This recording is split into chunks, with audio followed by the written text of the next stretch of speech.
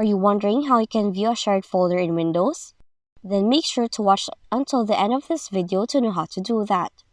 Now for the first method, using the File Explorer, open the File Explorer on your Windows PC, look for a network on the left side, scroll down, and look for network on the left column.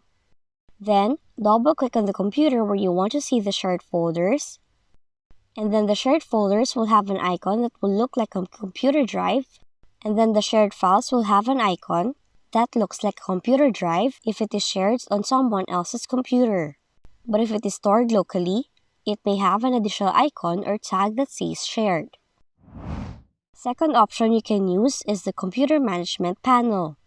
You just have to search for Computer Management, double-click on Shared Folders, then choose Shares.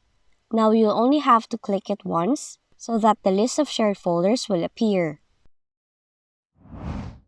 Lastly, you can use the command prompt. Simply search command prompt with admin rights, type in the following command, then press enter. Now after that, a list of shared folders will appear. So that's how easy and quick you can view a shared folder in your Windows computer. If you found this video helpful, kindly like and subscribe. You may also click and turn on the notification bell so you can be notified from whenever we release new videos.